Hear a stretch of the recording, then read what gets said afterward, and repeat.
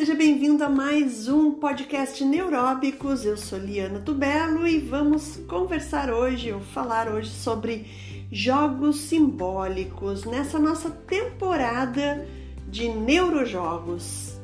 Então, a criança consegue atribuir funções diferentes ao mesmo objeto, dada a sua capacidade imaginativa, uma capacidade que já começa a ter atividade dentro do útero da mãe na 32ª semana de gestação, né? Então a criança já tem uma atividade de regiões importantes do cérebro implicadas na imaginação, que ficam no córtex parietal, o pré-cúneus, juntando a uma atividade de pensamento, né, da rede de modo padrão, a Default Mode Network, e há uma internalização desse pensamento, que é isso que quer dizer, né, essa atividade Default Mode Network, é uma capacidade que a gente tem de refletir, de internalizar o pensamento e sair do ar, simplesmente devanear, né?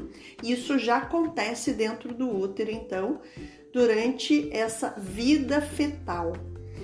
Então, a criança consegue, aqui no mundo externo, né, ela consegue com uma vassoura imaginar inúmeras situações, né? Essa vassoura vira cavalo, ponte, monstro, peça de montanha, escadaria, ou um desafio de equilíbrio, né? Pisando em cima desse cabo de vassoura, um esqui. Nossa, são inúmeras as possibilidades que a criança vai criando. Os adultos, acostumados a atribuir um único sentido ao objeto, deixam de exercitar novas significações a estes. A dinâmica escolar, ao propor ações repetitivas, impede que a criança elabore novas relações e funções entre os objetos. Entretanto, em momentos não vigiados pelos adultos, a criança encontra a possibilidade de misturar objetos com liberdade, né? E dar outros significados. Os artistas vivem frestas de tempo para essas criações com intencionalidade. É o mundo simbólico do adulto. É quando ele se coloca no lugar de um outro que nem sempre precisa ser uma pessoa do seu real, do seu concreto. Então, enquanto a criança olha ou manipula o objeto, diversas histórias estão em construção, percebe imagem, som, movimento, material. Objetos assumem imagens e sentidos que não lhe pertencem, mas tornam-se pertencidos. Ao preparar o olhar para a investigação da criança, o adulto é aproximado deste mundo estético infantil e aprende com ele. Então, hoje estou trazendo como base desse nosso podcast alguns conceitos de Vygotsky e também trazendo um artigo de Góes, O Jogo Imaginário na Infância, né? A linguagem e a criação de personagens. Então, é um artigo que se encontra na internet facilmente e eu tomei um pouco de base nele, além dos escritos de Vygotsky em Formação Social da Mente, né? E outros autores que vão aparecer aqui ao longo da nossa conversa nesse podcast. Então, é pela liberdade de expressão que as crianças revelam as suas construções simbólicas e comunicam. Analisa-se que o impulso criativo permite atingir novas combinações a partir de elementos extraídos da realidade e presentes no imaginário. E a potência desta criação depende da mediação dos sujeitos que se relacionam com esta criança, né? Ele não é um sozinho, ele é um com outros, mesmo que seja numa construção imaginária própria e que ele esteja enquanto objeto sozinho, mas ele nunca está sozinho nessa relação imaginária. Ele sempre conversa com outros, mesmo que esse outro seja ele mesmo. Essa é uma essência do brincar. Para Vygotsky, a atividade inventiva é a capacidade de todos os seres humanos consistindo na combinação dos elementos, constituindo algo novo, criador. A habilidade de combinar o antigo com o novo é a base da criação, ou seja, sempre tem um pressuposto anterior que inspira um novo momento que a gente chama de criativo. Ao discutir a esfera do brincar, Vygotsky focaliza especialmente os jogos infantis que implicam numa situação imaginária. Segundo sua visão, no início da infância, o contexto perceptual e os objetos com que determina a ação da criança são objetos explorados e manipulados conforme suas características físicas e funcionais. Existe uma motivação, uma percepção que estão, de certa forma, superpostas. No entanto, quando começa a construção desse faz de conta, né, que nós chamamos, né, nessa nossa vida adulta, a gente chama esse imaginário da criança de faz de conta, ou de continha, de mentirinha, o que não é real, porque para a criança tudo que ela realiza é real. Opera-se uma separação dos campos da percepção e da motivação, pois as ações são simuladas e uma coisa é usada para significar outra. O campo do significado se impõe de maneira que a criança passa a agir com os objetos não apenas em função do que percebe. Esse processo traz consequências importantes para o funcionamento infantil, entre as quais está a mudança do tratamento da significação e implica nas funções psicológicas superiores da atenção, memória, percepções, pensamento e linguagem. O aumento da flexibilidade para usar um objeto como se fosse outro envolve a capacidade da criança de efetuar um destaque do significado. Quando uma caixa de papelão é tomada como lagoa, a criança opera com os significados de modo flexível, desprendendo o significado de lagoa da presença imediata desse último objeto e impondo-o ao outro, a caixa de papelão. Ao começar a operar no plano imaginário, a criança apoia-se em parte na semelhança entre o objeto significado e o objeto pivô que serve de suporte à significação conferida. Mas com o desenvolvimento da atividade lúdica, essa semelhança passa a ser dispensada, permanecendo apenas uma exigência, a de que o objeto pivô comporte o gesto lúdico, ou seja, que ele possibilite os movimentos tipicamente envolvidos na ação, com o objeto sendo significado. Perdão. A relativa... Perdão novamente.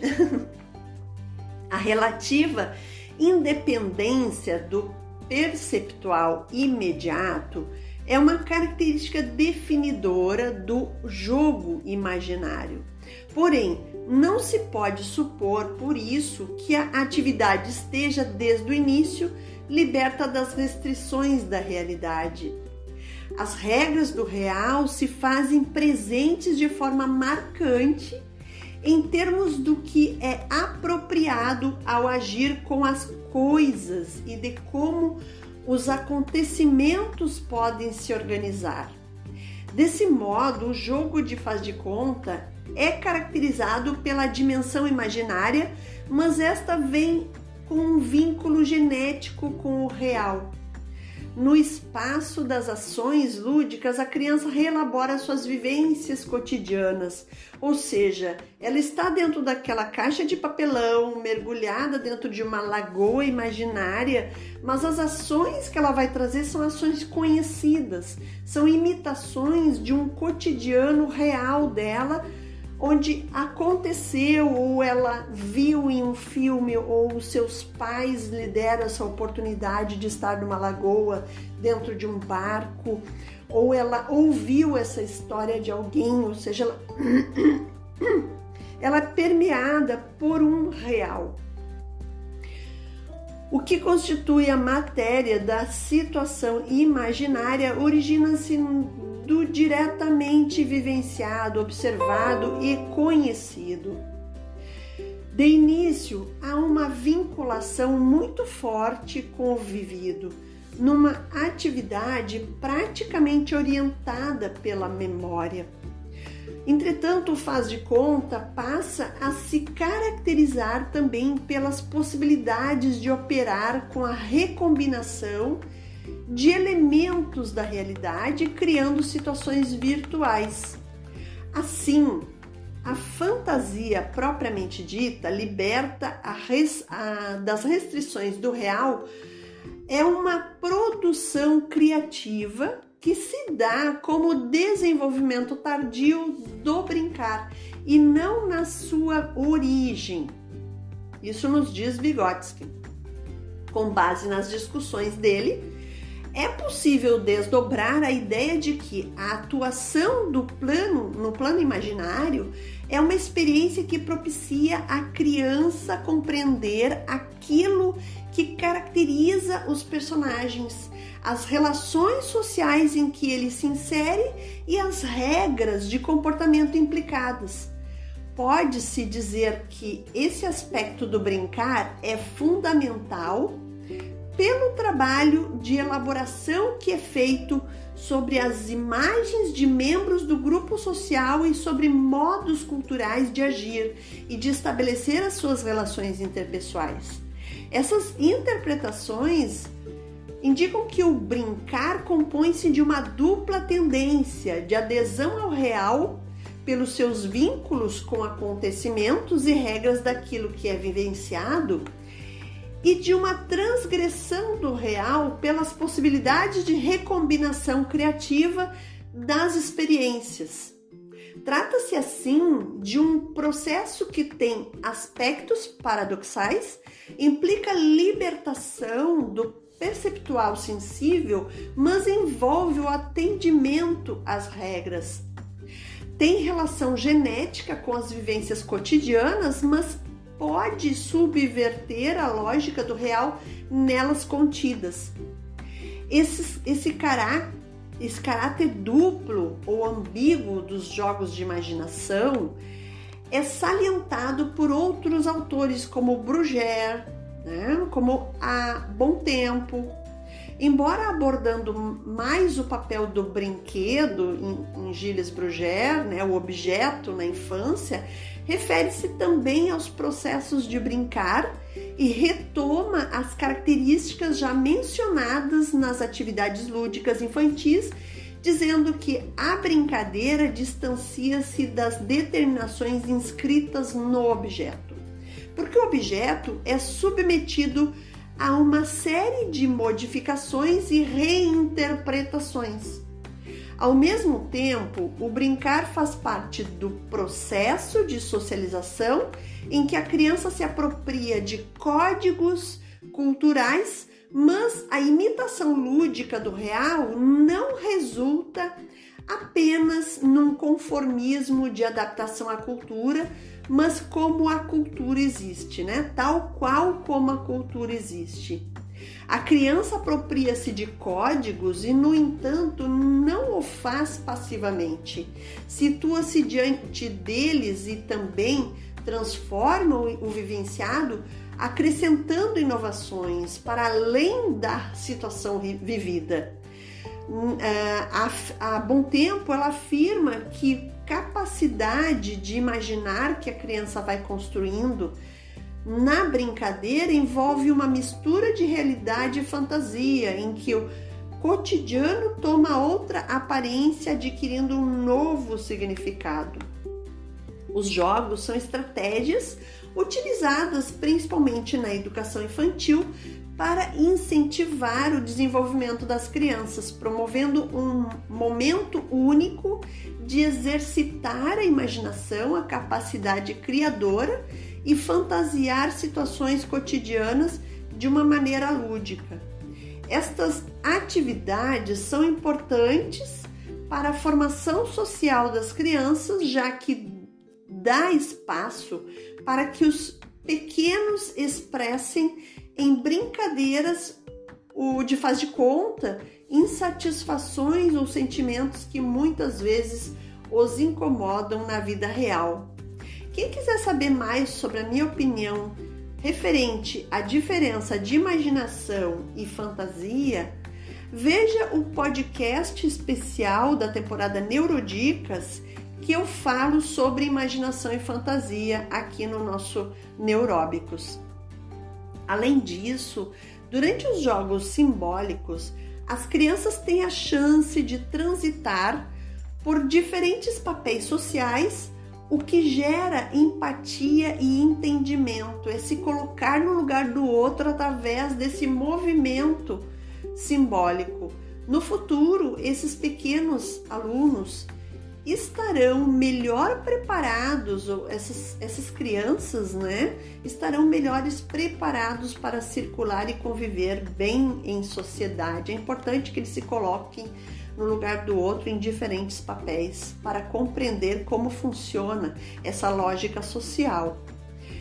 Dentro, então, de jogos simbólicos, eu trago para você a importância do material não estruturado, que não se configura especificamente em brinquedos, mas em objetos que estimulam o pensar criativo, a imaginação da criança, tendo essa região do pré-cúneus, a região parietal do cérebro, a área mais ativada juntamente com a região frontal e pré-frontal, cognitiva e executiva do nosso cérebro. Com objetos não estruturados, como pedaços de madeira ou blocos, conjunto de rolhas, pedaços de cano de PVC, retalhos ou tecidos de tecido, ou ainda com materiais que a própria natureza oferece para a criança, como pedaços de galhos, folhas, pedras, areia, água, eles conseguem, e também com caixas de papelão e outros materiais que o mundo, o universo humano oferece, eles conseguem se organizar, estruturar a sua brincadeira, a partir de material não estruturado, eles estruturam esse brincar, E então esses materiais, eles oferecem a oportunidade da criação, da montagem de estruturas, da transformação, da construção de narrativas verbais, expressão corporal e personagens através das representações de papéis. Esse tipo de material estimula o pensamento e o brincar simbólico genuíno. Metodologias e abordagens pedagógicas, como a pedagogia antroposófica de Waldorfiana, de Rudolf Steiner, e a abordagem de Loris Malaguzzi, a abordagem regimiliana, são exemplos que se utilizam desse tipo de recurso para suas práticas pedagógicas. Também se encontra na abordagem de M. Pickler, alguns materiais não estruturados. Entre os jogos imaginativos e simbólicos que eu sugiro, é você ter um saco de reconhecimento, um saco que seja de um tecido que não apareça os objetos que estão dentro e que você possa colocar objetos ali dentro e a criança vai tirando objeto por objeto e vai contando uma história com esses objetos, Então ela precisa trabalhar essa imaginação para ir criando histórias a partir disso. Você também pode contar histórias a partir desta ideia. Jogos de sombras na parede ou então de uma caixa iluminada que formem sombras estimulam a imaginação das crianças para contar e fazer narrativas. jogos de mímicas, como também aquele jogo Imagem e Ação da Estrela. Eu gosto não só de trabalhar com o desenho, mas de trabalhar com mímicas corporais, em grupos, em pequenos grupos, né? É bem bacana de trabalhar na escola com Imagem e Ação. Jogos também de criar cenários com posturas corporais e tentar adivinhar o que é. Também jogos de criar cenários com o corpo no silêncio, né? Só com mímica. E você entra com uma postura, aí outra criança vai entrando com outra e vai criando um cenário. É bem bacana também. Então, espero que tenha gostado desse nosso podcast. Use e abuse da imaginação com suas crianças. Estamos gravando esse podcast, estou gravando praticamente na Semana do Brincar, né? Próximo da Semana do Brincar. E esse ano falando sobre cultura de paz. Então, pratique a paz, seja a paz com as crianças, pratique a imaginação, crie ideias a partir dos desejos deles, né, da criança, em casa e também na escola. Me siga nas minhas redes sociais, @LianaPintoTubelo, tanto no Instagram como no Facebook, e no meu canal no YouTube, Humanidade Lúdica, onde os meus podcasts também são postados. Beijos lúdicos e até a próxima sexta-feira com mais um podcast Neuróbicos na temporada Neurojogos. Beijos lúdicos!